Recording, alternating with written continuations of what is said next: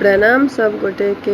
हम अंजू मिश्रा अपन मिथिला धाम में स्वागत करै छी और यह बताबऽ चाहे छी जे एहि साल यानी 2021 में चौड़चन पूजा 10 सितंबर शुक्रवार के मनायल जायत। तो चलू शुरू करै छी।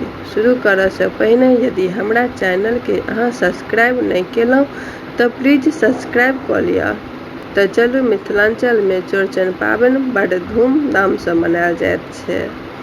भाद्र मास के शुक्ल पक्ष के चतुर्थी तिथि के मनायल जाइत छै। ई पूजा आंगन या छत पर अरिपन दऽ कऽ सिंदूर लगा कऽ कलश बैसाल देल जाइत छनि और नवका मटकूरी में दही पौरल जाइत छै और कहल जाइत छै जे एकर स्वाद खास होइ छै। और बांसक डाली में पूरी, पिरुकिया, खजूर, सेब, संतरा, खीरा, केरा, मिठाई सेहो भगवान के चढ़ायल जाइत छै।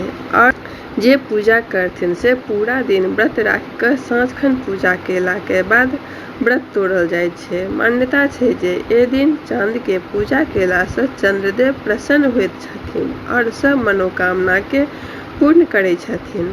एकर पाछू एकटा कथा छै। चंद्रदेव के अपन सुंदरता के बड़ अभिमान भऽ गेलनि और ओ भगवान गणेश का मजाक उड़ा देलखिन, जकरा बाद भगवान गणेश हुनका श्राप दऽ देलखिन। तत्पश्चात भगवान गणेश के मनाबऽ के लेल चंद्रदेव भाद्र मास के चतुर्थी तिथि के पूजा केलखिन। चंद्रदेव के भक्ति से भगवान गणेश प्रसन्न भऽ आशीर्वाद देलखिन और कहलखिन जे कियो खास मंत्र के साथ हमर दर्शन करत ओकर जीवन निष्कलंक रहतै। और जे पूजा घर के बुजुर्ग महिला छथिन ओ पूजा करै छथिन और बुजुर्ग पुरुष मड़ड़ भांगै छथिन।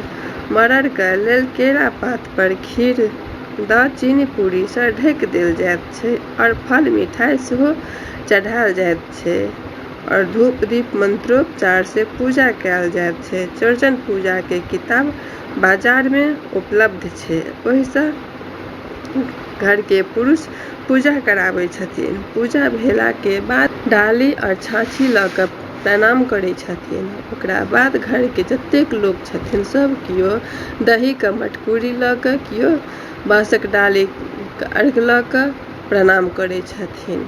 ओकरा बाद मड़ड़ भांगै छथिन और सब लोग प्रसाद खाइ छथिन। अगर हमर वीडियो अहाँके पसंद आयल तो प्लीज लाइक कऽ देबै। धन्यवाद।